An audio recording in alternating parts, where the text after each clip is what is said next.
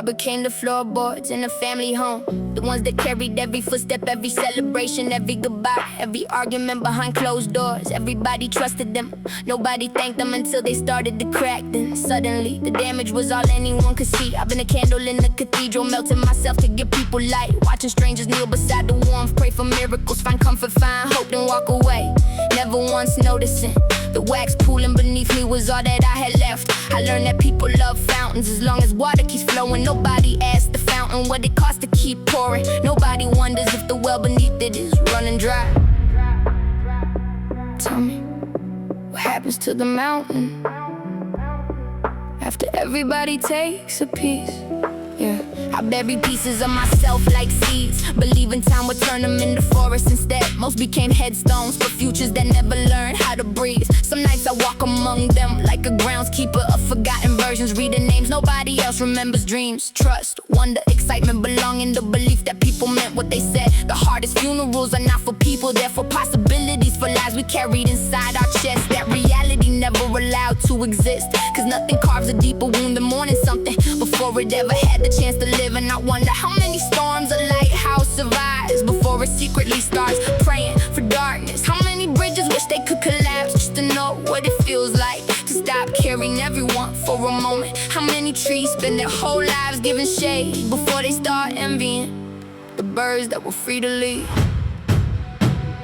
Tell me, what happens to the mountain after everybody takes a piece? A stone for a house, a stone for a road, a stone for a dream, until all that's left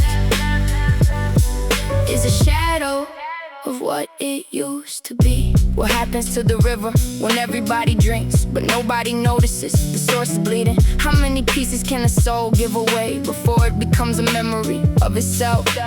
How much of yourself can you hand to the world before the echo that's left stops sounding like your voice?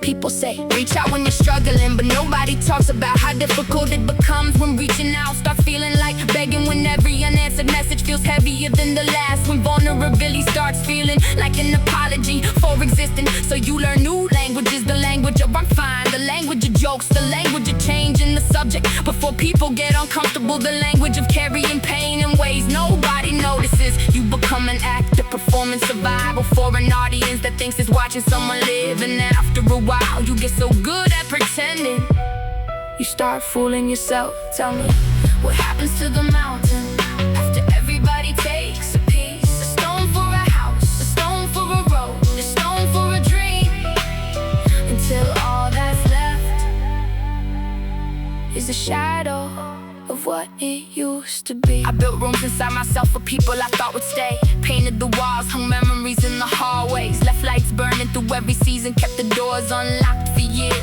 Some never arrived, some stayed just long enough to leave fingerprints on everything. Some promised forever, then vanished so quietly. The silence moved in before I noticed they were gone, and somehow the rooms remained dust collecting where conversations used to live, like abandoned train stations still announcing arrivals for trains that were canceled years ago. Sometimes I walk through those rooms trying to remember whether I missed the people or the version of them I believed in. People think breaking sounds dramatic, like thunder, like shattered glass, like something obvious it doesn't. Sometimes breaking sounds like becoming quieter, one conversation at a time, one disappointment at a time, one unanswered message at a time. Sometimes breaking isn't destruction, it's erosion of coastline, surrendering itself grain by grain to an ocean that never says thank you. For years, nobody notices the loss, cause every change is small, until one day the map remembers a place that no longer exists.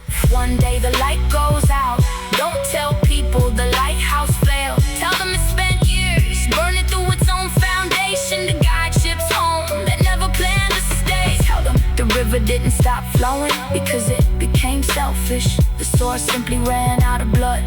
Tell them the tree didn't stop reaching for the sky cause it lost faith. Roots just got tired of searching for water in a world that only remembered it existed when it stopped giving fruit. Then if anyone asks what happened here, tell them nothing collapsed. collapsed overnight. It disappeared the same way stars do, still shining long after they started dying.